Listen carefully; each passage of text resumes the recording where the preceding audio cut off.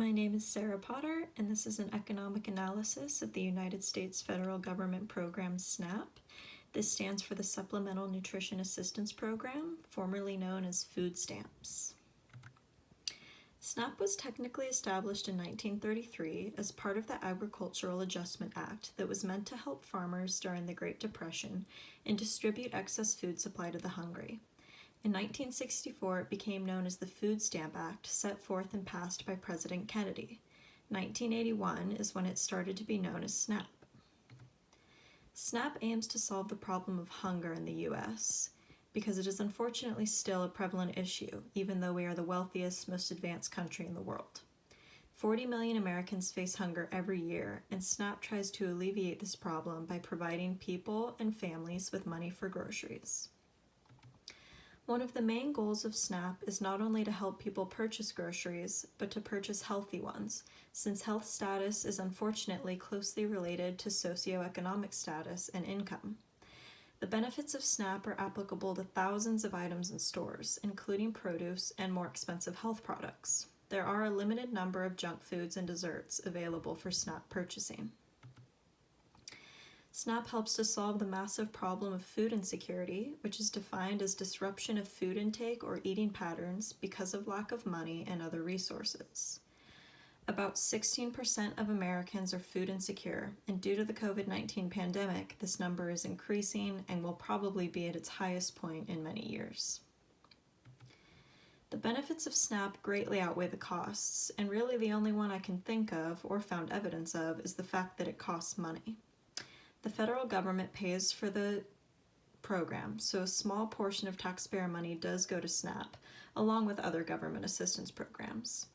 SNAP costs 95% of taxpayers less than $200 a year. At $68 billion a year, SNAP represents less than 2% of the federal budget.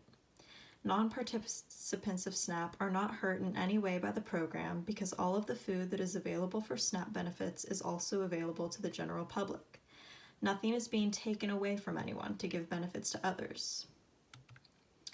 The benefits of SNAP are plentiful, but I think the main one is that it actually does what it sets out to do. The program has lifted millions of people out of poverty, making access to healthy food possible. People are able to take the money they would have spent on groceries and save it or use it to pay other bills. SNAP also distributes its benefits fairly. The less a family makes, the more benefits they receive. Critics of SNAP may argue that it discourages work incentive by providing families with financial help even if they aren't working, but the data shows this to be false. SNAP allows people to get back on their feet, and earnings actually increase after receiving SNAP benefits. One could also argue that the healthier diet that SNAP can provide can increase the energy, strength, and mental health needed to be a productive worker. SNAP provides enormous benefits to the U.S. economy because it is countercyclical, meaning that it counteracts the fluctuations of the economy. During a recession, SNAP participation increases, and during inflation, it decreases. This helps alleviate poverty in the biggest times of need and allows people to flourish when the economy is doing well. Frankly, the winners of SNAP are mostly everyone. The obvious ones are low-income families or individuals, people struggling with disability, injury, or any other reason for losing a job or being unemployed. Stores and farmers that participate in markets are winners because they can access more customers by accepting SNAP benefits. Anyone who is passionate about equality or health are winners as well. The only people who lose when it comes to SNAP are conservative lawmakers that disagree with government dependency and anyone who benefits from the massive wealth inequality in the United States. One may try to argue that the everyday taxpayer loses because of SNAP, but the loss is so minimal and is quickly returned as economic benefit for the whole country. SNAP helps the country flourish, and as we learned in this class, everyone in a country benefits when it flourishes. SNAP increases the GDP of the country and brings incredible economic benefits. It increases spending because people are able to use their money to purchase other things and pay other bills when they are having help with groceries. Every dollar spent on SNAP generates $1.70 in economic activity. SNAP can potentially increase the labor supply because when people are healthier, they are less likely to use sick days and more likely to be productive and efficient. As this graph shows, almost everyone who receives SNAP benefits either began to work or continued to work. In 2009, which is the peak year of the Great Recession, SNAP generated $85 billion in local economy because thousands of small businesses nationwide accept SNAP benefits. SNAP also increases the labor demand by creating many jobs in local communities in the form of education, counseling, and administration. SNAP decreases the amount of money that the government needs to spend on healthcare because it increases the health of low-income individuals and families.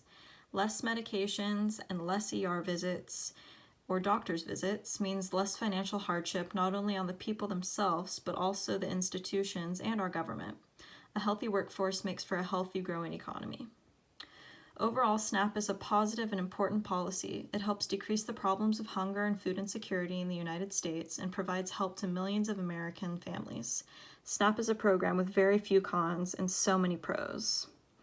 The long list of pros include the fact that SNAP helps close the wealth gap, it lifts people and families out of poverty, it increases health, generates local and national economic activity, it's actually effective, and as we mentioned, it's countercyclical for the economy.